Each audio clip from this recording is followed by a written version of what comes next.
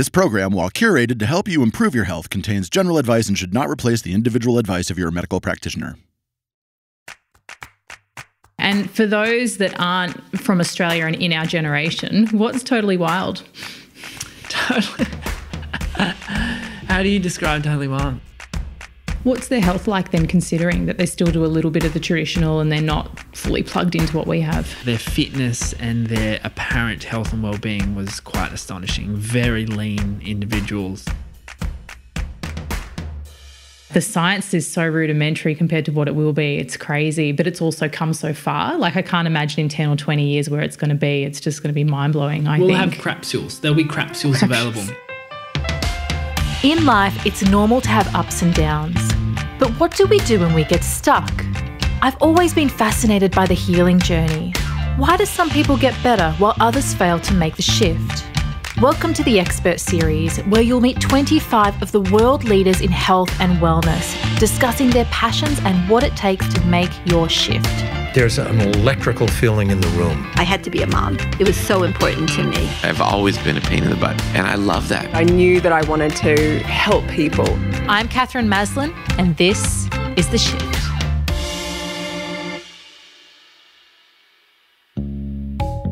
Hi, I'm Katherine Maslen, naturopath, author, and host of The Shift. In the Expert Series, we share the insights, stories, and expertise of each of our amazing experts. You might have met them on season 1 of The Shift, where we took snippets of these conversations and put them together into the series. If you haven't listened to season 1 yet, I'd recommend going back and listening to episode 1 on what it takes to make a shift in your gut health. We'll provide a link in the show notes. In this episode, we have Kale Brock, an Australian journalist, author, and filmmaker. He is a speaker, health advocate, and the author of 4 books, including The Art of Probiotic Nutrition. Kale has released 2 wonderful documentaries. The first one was a gut movie, which is why I wanted to interview him for The Shift. And more recently, he's released an amazing film called The Longevity Film, where Kale travelled the world's blue zones or longevity cultures to investigate the dietary and lifestyle factors which cause them to live such long and healthful lives. This is a really interesting conversation, so I can't wait for you to hear it. You'll hear how Kale went from kids' TV star to health advocate and his experience living with a remote tribe in Africa to study their microbiome health. First up, Kale introduces himself. My name is Kale Brock, and I'm a filmmaker and journalist, and I've been looking at the gut and the microbiome for the past 8 or 9 years, studying, I guess, how the microbes that we have inside our digestive tract have an influence on our life and the results that we get from a health perspective. So I know there's so many things that you've done on this journey in the last 8 years, but where did it all begin? When did you start getting interested in like health, wellness, and then gut? It actually began when I was 16. I was diagnosed with a heart condition called supraventricular tachycardia, SVT for short, and that condition would see me experiencing intense arrhythmias. And these would occur whilst I was surfing or whilst I was on the footy field, and I would almost faint during these arrhythmias. So I would go quite pale, or the blood would sort of just stop pumping efficiently around my body. And it's not a great situation to be almost fainting in the ocean, as you would know. And eventually we just sort of said, we've got to go and have this checked. So I went to the cardiologist and got hooked up to all the batteries, got sent home with a little portable ECG monitor, and nothing happened. So we went back the following week or whatever, and they put me on a little treadmill to try and induce one of these arrhythmias, and one of them came. So I saw my heart rate skyrocket into the 230s or something like that, very high. And they said, oh, we know what that is, that's SVT. So the next question was, well, what do we do about it? And they said, the only thing that we can offer you is an ablation, which is where they wanted to enter my heart via the groin or the under the arm and burn away a piece of it. So they wanted to burn away the sinoatrial node, give it a little burn with something similar to a soldering iron, just to try and fix. And I thought, well, that's somewhat illogical. Why are we destroying the thing that's not working? The sinoatrial node's responsible for the electrical communication between the various chambers of the heart. Why are we destroying it? Why can't we fix it? And the cardiologist looked across me and down his nose and said, there's nothing we can do. This is the only option we've got. Do you want to do it or not? And long story short, I did a little bit of investigating at the time. I was only 16. And Mum just said, you've got to be comfortable with whatever we're doing. And at that time, I was like, well, if I have the surgery, I probably won't be able to surf for a few weeks. So I don't want to do it. So that was kind of my big why at that point. And I went down a different route and got introduced to a beautiful naturopath of 30 years back then, 40 years now, who was able to teach me in a very short amount of time some really basic health principles, which totally changed things around. And long story short, I was able to reverse that condition and now manage it just using some basic lifestyle supplementation and dietary interventions. So it was a pretty big turnaround going from having this supposedly lifelong challenging issue of SVT to actually going within a year, reversing it and managing it quite successfully. So what happened then? Like finished high school, what was your story from there? I finished high school, I was very keen to be a journalist. So I got into my degree, but I thought I'm going to have a year off. I'm sick of school, I'm sick of studying. And I spent most of year 12 actually surfing anyway. So I thought, why not go on a trip? And I packed up my van, my old Toyota Hiace, and I had a bed in the back and I put the surfboards underneath, and I packed up and drove around Australia for the next 6 to 9 months and ended up in Byron Bay, living in Byron Bay, which was a pretty authentic health hub back then. So there was a really good community there that I sort of connected with, and obviously did a lot of surfing. And then I actually was going back to Adelaide to go to uni, which is where I grew up, and got a call from Channel 10, and they were like, hey, do you want to come and audition? We've seen you do all your surfing stuff for Surfing South Australia. Why don't you come and audition for Totally Wild? And I thought, yeah, okay, sure, I'll give it a crack. Like, if I don't have to go to uni, that'd be great. And I went in there not knowing anything and just sort of did my little wiggle in front of the camera, whatever you want to call it. And they said, hey, we'll give you a job. So for the next 2 years, I learnt how to be a journalist and producer on the job instead of going to uni. And I remember moments where we had university students come and try and learn from us, and I thought, these guys know nothing. There's no way I'm going to university if this is the kind of skills they're coming out with. So it was a really quick turnaround and an incredible learning experience to be able to craft a story from the beginning, from speaking to people, from the very conceptual ideas of that story, and then execution of capturing the story via audio and video, and then bringing it back and doing the edits and seeing it come together. That sort of, it got me addicted to storytelling in all its different forms, and that's what I've continued to do since. That's really interesting. And for those that aren't from Australia and in our generation, what's Totally Wild? How do you describe Totally Wild? Totally Wild's a family-focused show where it incorporates mini adventures into various aspects. It used to just be animals, but then it obviously branched out because it ran out of ideas into various lifestyle things like sports and science and a whole bunch of different things. So I would not only be on camera presenting with a lot of cheesy energy, but also writing the stories, doing the offline, so like doing a basic edit and all these different things. So yeah, it was a good boot camp. What did you do once you left there? I travelled. So once I finished at Totally Wild, I travelled the world. I had an addiction to learning at that point. So I was gone through maybe 4 or 5 years at that point of saturation of health information, and also looking at various content pieces that surrounded or that pertained to experiencing new culture. And I was addicted to that idea. I wanted to be the vagabond.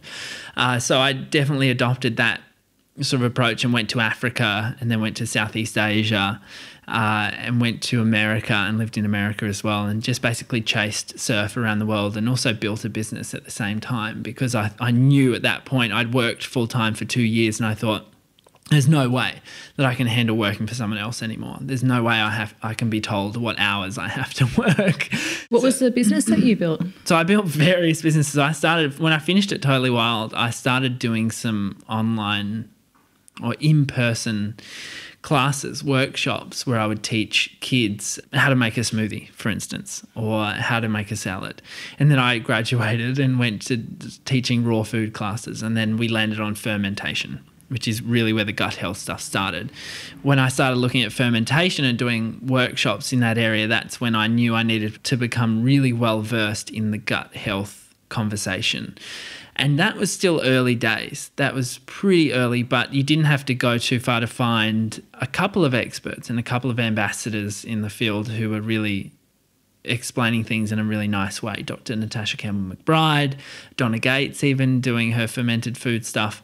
So I was pretty early in that space, and I saw a big gap where people were very knowledgeable but didn't know how to explain things that well. And obviously with my storytelling background, I was in an advantaged position there to be able to share that message. So that was the business I was sort of building on the side. We had a bit of a drop ship company. We had online courses. I'd been heavily influenced by Tim Ferriss at that point. And we just built it up slowly, and then turning that idea of translating sometimes complicated, boring, bland scientific information into a comprehensive and entertaining story, which in the end resulted in us producing the Gut movie, and has always been a driving force behind everything that we've done, from my books to the online courses to the film. It's always been about making people feel like health is normal and not some esoteric blend where you have to sit there cross-legged and look at the sun in the morning. It has to be approachable and doable for the average person, not just for the health warriors out there. So yeah, that's what I did. I did a mixture of that and traveling for the next probably 3 or 4 years. And then it's only been in the last 3 or 4 years where I've actually gotten a little bit more serious about life and about business, and have been a little bit more strict with my regime and schedule. And now that I employ people, you kind of have to do that. But it's been such a good ride, and I'm so lucky to be able to do what I want every day, which is great. I get to pursue things that I'm naturally interested in. I mean, if someone asked me, what would you do if money were no issue? I'd be like, the same thing as I'm doing right now, surfing and making films. So that's how I ended up here. You've heard a lot of client stories throughout this series, and you might be wondering if we could perhaps help you. Supporting people to shift is what we do best. Health is a journey, and we can help you to navigate this with one-on-one support with our clinical naturopaths, hypnotherapists and counsellors. If working with us one-on-one interests you, go to theshiftclinic.com and click on Shift with Us. The Shift! All right, tell me about the Gut movie. How did the idea come about, and what's it all about? I had spent a really long time interviewing experts on the gut. That's the main source of my information now. Previously it was books, because I didn't have access to these experts, and I built relationships with them and I got to have discussions with them. So I had all this knowledge, and I still had all these questions that were not answered in these conversations. So naturally, I think when you look at the gut and the gut microbiome, everything you learn, you realize that there is so much more to learn. You know, every new can of worms that you open, there's another 10 cans in there. It's a very burgeoning sort of area of science, and that was very much so 4 years ago. And now we're starting to see some ideas start to become more solidified and settled in the space. Whereas back then it was still very new, very exciting, very hip, you know, to talk about gut and gut bacteria or gut microbes. So I was doing the Gut Summit at that point, the Gut Healing Summit, and we had done all these discussions with various experts, and I thought there's a story here. There has to be a story and a bit of a journey that I can take people on. So that was naturally the next step. I'd always wanted to transition into proper film and make things more serious and step things up a notch. I didn't want to be just the online guru sort of guy or whatever I was becoming. I wanted to be able to tell stories in a cinematic and entertaining way. So with the Gut movie, we started off by identifying a culture who we thought would be a good example of a traditional hunter-gatherer diet and lifestyle. So that was the San people in Namibia, sometimes called the Bushmen. And we were able to make contact with them because I had a friend who ran an African tour company who I'd met in Africa when I originally went there. And I said, hey, do you think it would be possible to go out and live with these guys for a while? And he said, hey, let me try and make it happen. And he called me back like 2 weeks later. I wasn't expecting it. He called me back like 2 weeks later. He's like, hey, let's go. And I was like, oh, okay. So we spent all this money on this trip, and we really had no idea what we were expecting. And had no idea what to expect. And we arrived, and it was like 3 days of travel to go out in the bush with this tribe. And they're basically in a conservatory, if you will, where they're allowed to or permitted to live their traditional lifestyle, which is very hard for those populations to do because of the encroachment of other cultures from the West. In Namibia particularly, it's German culture. So there was very little space for them to do that. So what happened was they were allocated this land in order to live their natural lifestyle, albeit in a restricted way, in that they can't hunt certain animals. That their area is restricted. Typically, they were a nomadic tribe. So a few things that had changed. But we knew that a lot of them hadn't had access to Western medicine. So there was that antibiotic factor. Had they been exposed to antibiotics? And hopefully they hadn't, so that we could get, as much as you could nowadays, an untainted gut microbiome sample from them. And that was another premise that we wanted to work into the film, was the idea of actually collecting poo samples while we were there to actually have a look at the gut microbiomes of these cultures. And that turned into a pretty funny, entertaining part of the film when I actually had to collect all the various samples of poop. So that was pretty interesting. But we rocked up and there's nothing there. It's just this little area of bush. It reminds me of where I sort of grew up in Port Augusta. And it was just sort of desert, and there's these tiny little men who walk through wearing their little loincloths, and they come up and they speak a little bit of English because they're having like a very small tourist operation there, and that people come and camp and they show them around and show them the lifestyle. And they came and they were the nicest, friendliest people ever, and they had us for a week, and I slept in a tent, and they went off and did their own thing in the evening, and we sort of had some dancing around the fire at night, and we cooked all the foods that we went out and gathered during the day, and we went hunting, and that was quite an intense experience as well. And it was just a beautiful, idyllic, romantic story to tell. And then we used that story to also share some information about the gut microbiome. So we used it as a medium upon which to discuss the various pillars of gut health that were being discussed. So we talked about immunology, we talked about FMTs, we talked about allergies and the rest of it. So what resulted was, I think, a cinematic and still entertaining and comprehensive story about gut health. It sounds amazing. So, congratulations. What was it like going in there? Did you feel like you were in a time warp in a way? Did it bring up any emotion or about the way that we live and what's happened over the years and that type of thing? Going there, it definitely threw into perspective my disconnection from my food supply. That was probably one of the biggest things I took away from the experience. The fact that most of us don't have any idea where our food comes from, and we're so disconnected from nature now that we almost worship it as if it's not a part of us, but it is. We are a part of nature and nature's a part of us. But we live such a disconnected lifestyle that we don't see that on a day-to-day basis. And I was lucky because I had surfing, so I have that touching base with nature every single day.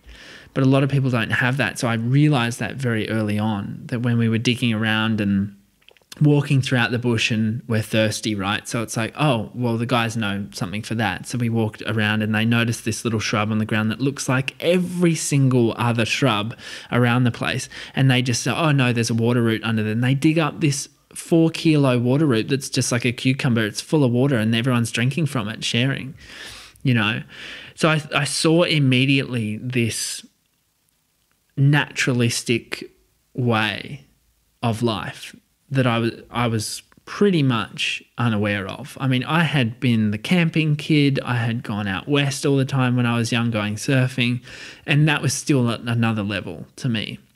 Because if you threw me out in the bush, I wouldn't know how to survive. These guys would. They're doing an incredible job, and they're lean, they're shredded. They can go all day without drinking water. It's this abundant fitness that you just do not see here. So I thought there's something in that. So going out there, the camping side of it, the terrain, all that, I was somewhat used to growing up in southern Australia in the desert.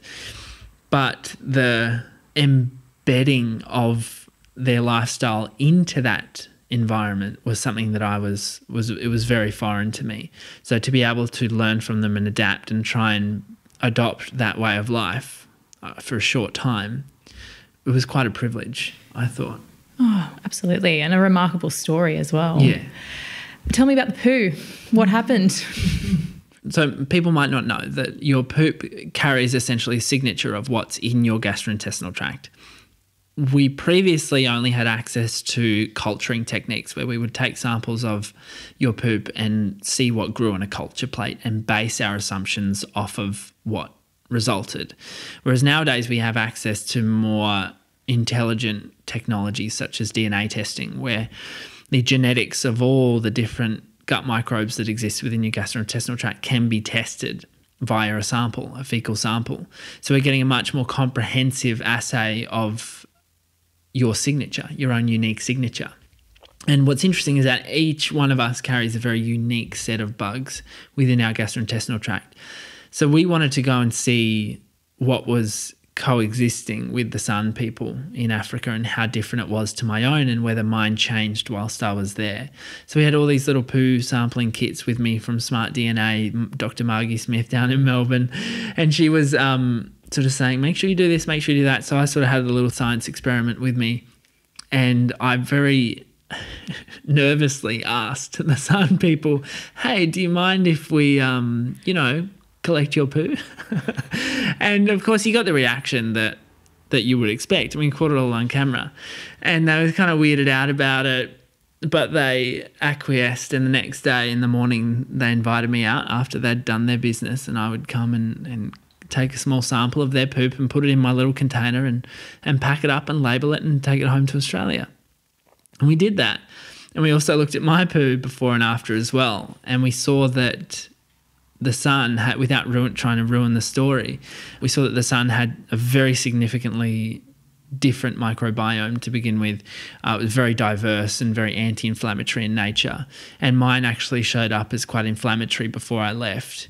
And then after, it actually had improved on a number of levels. So it was quite a significant mini experiment. Again, in order to replicate this and do it on any sort of quantifiable and reliable scale, you'd need a lot of people to do that. But it was a good indication as to how quick the microbiome can change. We're talking within, 48 hours in some cases. Mine was 72 hours or whatever it was. So that was quite empowering, because we come away with a message that when you change the diet, when you change the environment, you can quickly encourage changes within your microbiome. And then that subsequently has a change on your metabolic system, your immune system, and your neurological system. So all these conditions that we're currently dealing with these days, potentially you take away from my story the idea that we can actually overcome them and use our knowledge of the microbiome, limited as it is right now, to actually intervene in a positive way without the use of medication, because we have to remember that the body is not suffering from a shortage of pharmaceuticals. It's suffering from a shortage normally of the correct raw materials to get the job done, because it knows what to do. The body's incredibly smart. And the microbiome, I think, is the same story. It's a very complex system, and we only know a tiny percentage of what there is to know. But one of the best things I think we can do is to start renaturalizing our environment from a dietary perspective, from a movement perspective, and from an interaction perspective in terms of how much we get out there in nature every single day. Because, I mean, what you've been doing today, you've been traveling, you've been in airports, it's a pretty sterile sort of day for you.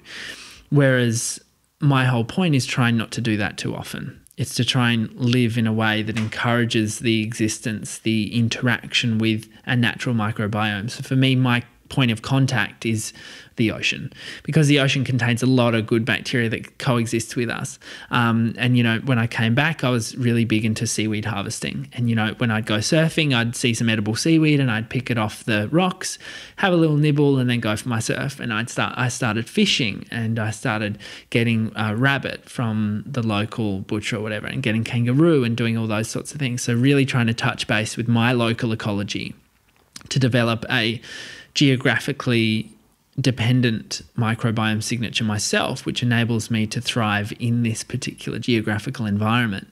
So that's really what I took away from the story, is that I think we're much more in the driver's seat than what we currently think. And through those very simple day-to-day activities, such as eating a whole foods diet, eating fresh local produce, and then getting out in nature, we can actually start to improve our health and well-being quite quickly. You know, this is where I think like growing your own food, even if it's just a herb on the bench, it's that reminder, you know, that these the sun every day, it's in their culture. Like it's, you know, they're not going to forget that connection. But for us, we're living in little boxes, and for a lot of people, their feet don't even touch the earth. So it's a really huge one. It's very sterile. I mean, and you can do so much. I mean, we're here in my apartment, and on the balcony, you've got all these different herbs, and it doesn't have to be much. It can be picking a few every single meal, or even not even having a meal, just going out there. I've got some holy basil, some tulsi growing, and I always just go out there and have a little nibble at that instead of having it as a tea, because I'm picking up microbes when I do that. And I think that's so important. It's such an undervalued part of the whole health equation. And if we look at the principles behind things like permaculture and biodynamic farming, they're essentially the same as gut health, right? There's this thriving community of microbes that exists within the soil, which enable the plants to pick up nutrients that they wouldn't otherwise be able to, and to protect them from disease and pests and all these different things. What happens with our gut microbiome? It's the exact same thing. We have this underlying fundamental organism living within us and on us, which protect us from disease, which stave off infection. It's the exact same thing. So when we bring that idea into our life and start to realize that this whole experience is a microcosm of our own gut bacteria and our own microbiome, then we'll start to, I think, appreciate how to actually look after it. When we take antibiotics, we sometimes irreversibly damage the gut microbiome. It can take 4 years, or it can be never. You know, some of these microbes that we destroy when we take antibiotics never come back. We don't know what sort of effect they're having on our health. When I spoke with Professor Thomas Borody about this, he was saying that he had people who came to see him for an FMT, and Professor Borody's one of the pioneers of FMT around the world, which is fecal microbiota transplantation, literally taking poo from one individual and inserting it into another to have an effect. And he had people come in with MS, and he treated them for their Crohn's or digestive complaints, and their MS disappeared. Sometimes up to 15 years later, he had a client who had the procedure done. 15 years later, still no MS.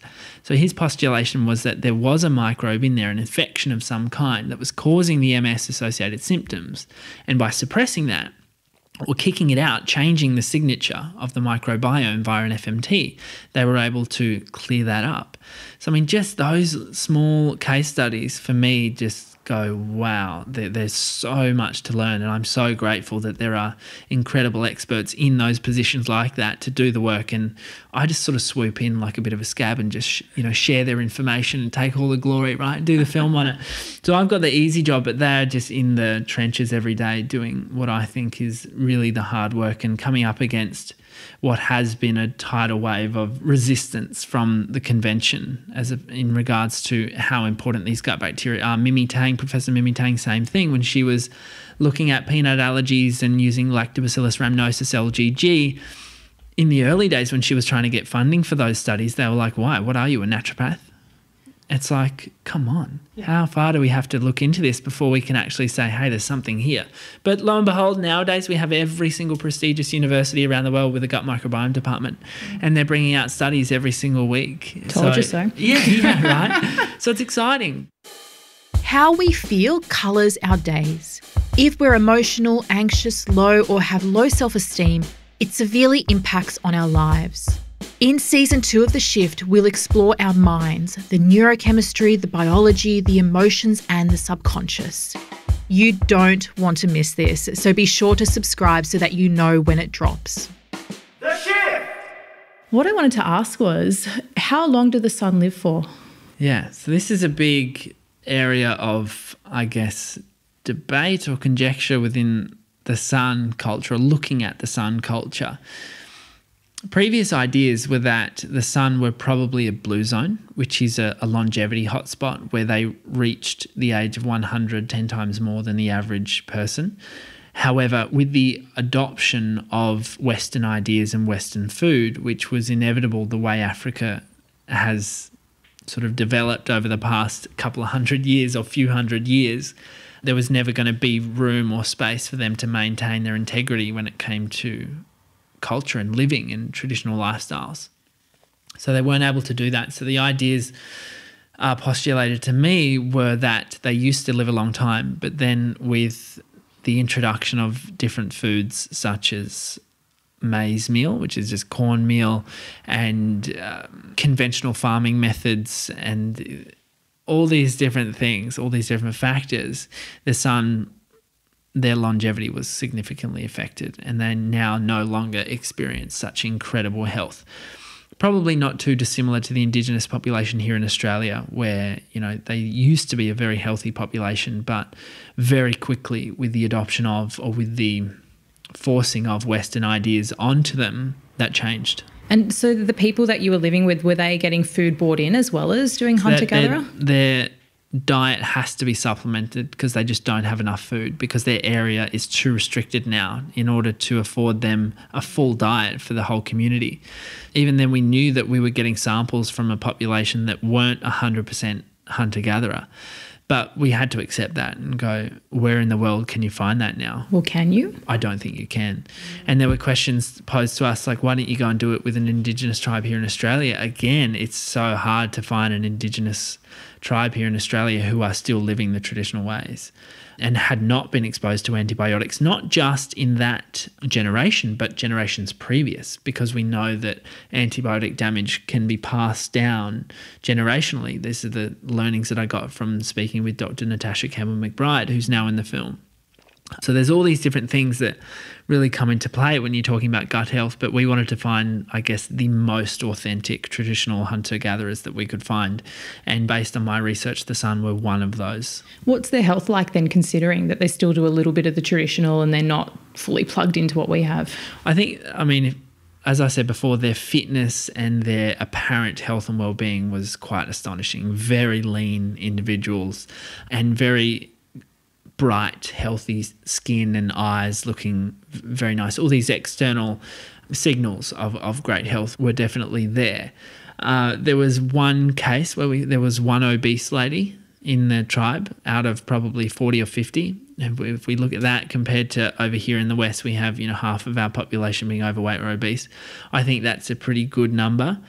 Other than that, we couldn't do full medical assays of each person we interviewed in the film or stayed with, so it was only their apparent health and well-being that we could look at, plus looking at their microbiomes, which is really the whole reason we were there, to look at their gut health and look at their gut bacteria and use that as a bit of an example of what's going on there. Do you feel like you're a different person as a result of being there? I'm definitely different to how I was back then. I think I went into the whole experience with a very structured set of ideas around gut health and what it takes to actually attain and then maintain good gut health, and being over there and then doing interviews and discussing these ideas with experts, I've definitely adopted that new approach of being an open book and just going, hey, what's next? Because I have no idea anymore, and it's I don't know how that has affected my business and all that sort of stuff, because I'm less prescriptive in how I talk now. I'm much more vague and general with how I speak about gut health now, because I think we need to be, because it has to be individualized. So now I think I exist within that area of maybe making myself redundant, in that I don't have anything to say anymore. It's kind of like I just want to observe how this whole story will play out and then go and tell some interesting stories elsewhere for a while. What else really surprised you with the process of making the movie and the stuff that you learnt and all of that? I think the most surprising thing for me was learning about FMTs and fecal microbiota transplantations and how game-changing they may be. And I predicted very early on that if you want to have a strong business in the future and you want to make money off of something you do every day, pooping, keep yourself healthy, because you're going to be able to sell your poop one day. And it's literally become a thing. People are selling their poop as therapeutic interventions to actually use to heal someone. It's incredible. And we're seeing this adaptation from the scientific community and certain practitioners around the world who are actually starting to offer FMT. It's becoming quite prevalent in today's world.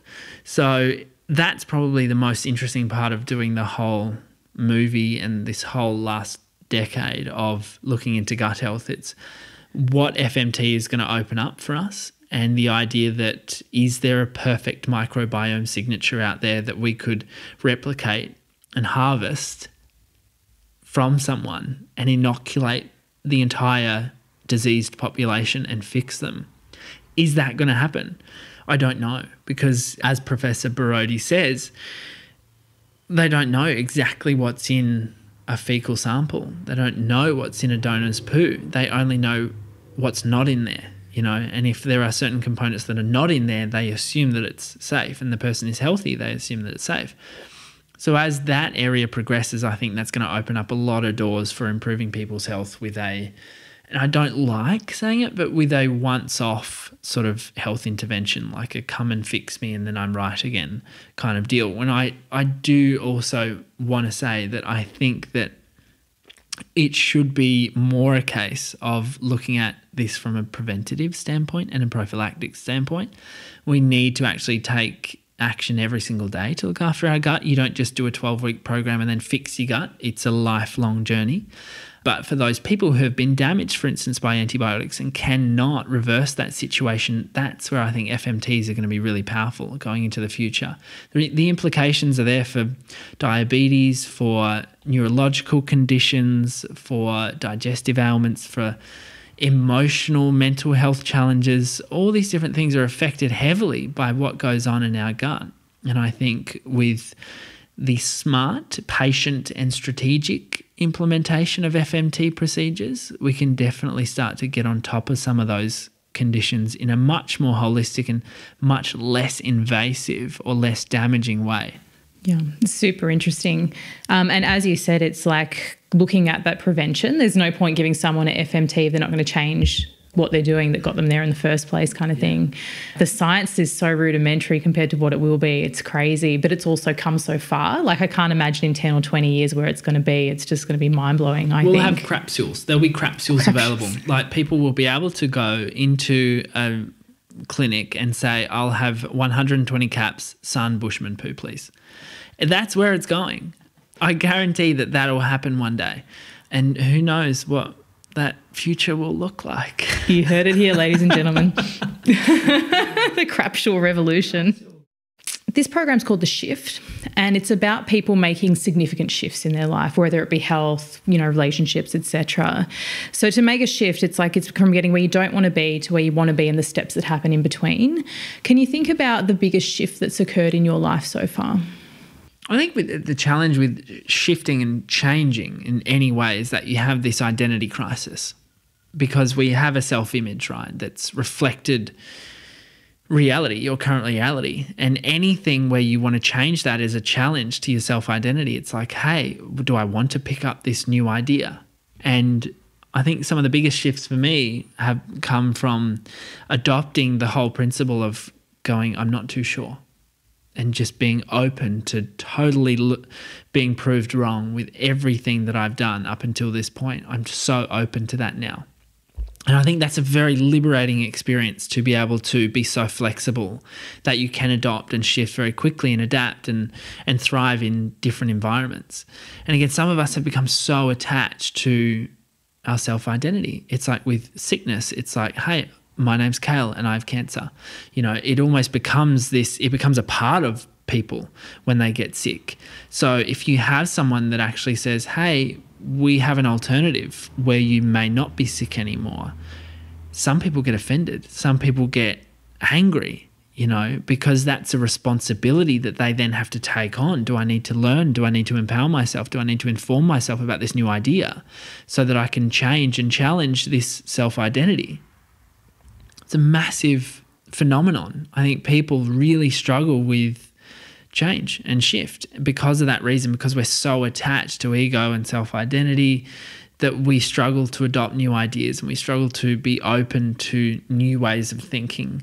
I think there have been significant moments throughout my entire life where I've read a line in a book, whether it's Marcus Aurelius or it's Tim Ferriss or it's Jordan Peterson or it's Carl Jung, all these different ideas that have challenged me initially and then set the groundwork for what ended up being a phenomenal or significant shift in my life. So if I wasn't open to those, I probably would have read those sentences and just moved on. Whereas maintaining this attitude of openness to anything, I think, has really empowered me to live a life where I'm constantly happy. It's weird. It's like any sort of anyone in the creative industry knows it's a totally up and down ride, and most people spend most of their time on the down. Whereas because I've been so open, I feel like this whole journey's been incredible. Even the obstacles become enjoyable.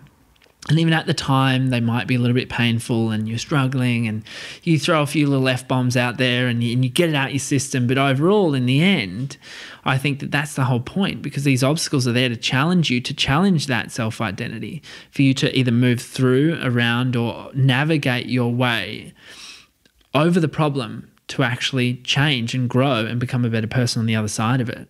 If you could give just one piece of advice to someone that wanted to make a shift in their health or in their life, what would it be? Just to question things. And in particular, question convention. Like, why do you do something? Why do you drive a certain way to work every day?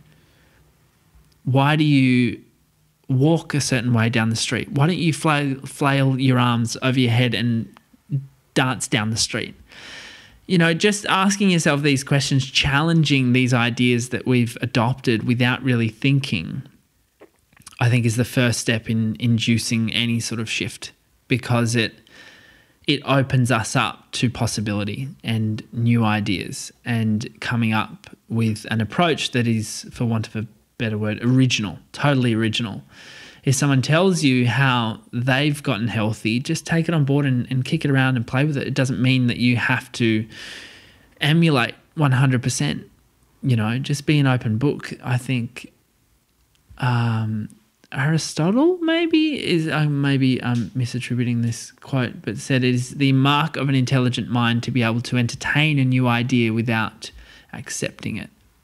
And I think that is incredibly powerful in terms of creating a shift. Don't be locked in your ideas. Ask questions why. I don't know about you, but I loved hearing Kale's story about living with the Sun people. There are very few people who could say they've had this type of experience, and I found it really fascinating. Let's review some of the key points from this episode.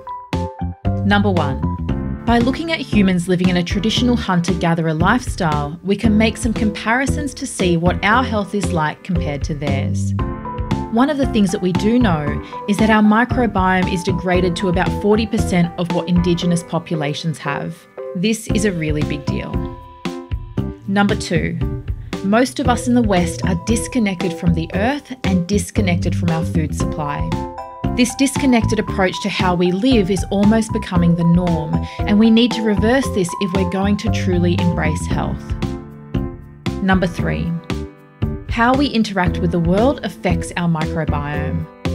What I learned more than anything when I was creating season 1 of The Shift is that we are so completely interconnected to everything around us.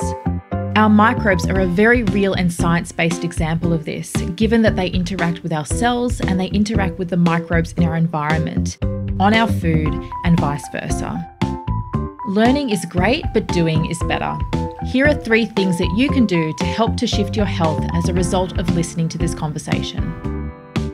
Number 1, examine the connection or lack of connection that you have with the natural world. Do you spend time in nature? Do you ever walk barefoot on the earth? Do you get enough exposure to natural light? Do you grow plants? How can you bring a bit more of nature back into your everyday life? Number 2, think about how you can eat in a way that's closer to our hunter-gatherer ancestors. Can you eat more locally sourced produce? Do you eat seasonally? Of course, our ancestors did not have access to processed food, and one of the very best things that you can do is to base your diet on whole foods and to avoid as many processed things in packages as possible. Number 3, don't go crazy about scrubbing all of the dirt off your veggies.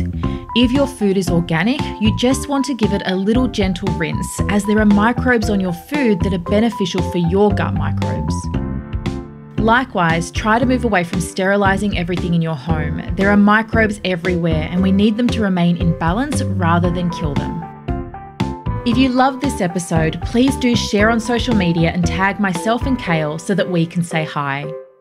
To connect with Kale Brock, visit his website kalebrock.com.au. That's KALEBROCK.com.au, where you'll find his books and where his latest film, the longevity film, is currently screening. I'd highly recommend checking it out. In the next episode of The Shift, we have UK nutritionist and yogini Charlotte Watts, who beautifully blends mindfulness with nutrition with her grounded approach to wellness. Make sure you listen in. Coming up on The Shift. Tell me, what is embodied awareness? So embodiment is that feeling that you occupy your body, that you are here and you are present. Tell me about joy. It's really interesting because it's actually one of the designated symptoms of hypothyroidism is lacking in joy. What's the health of people in the UK like generally? There's a massive, massive sugar problem. I mean, it's massive.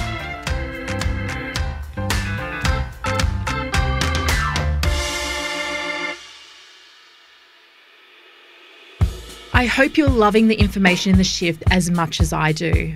But maybe you're thinking, what do I need to do for me? Take our online assessment to discover what your gut is up to. Go to theshiftclinic.com/quiz. The Shift!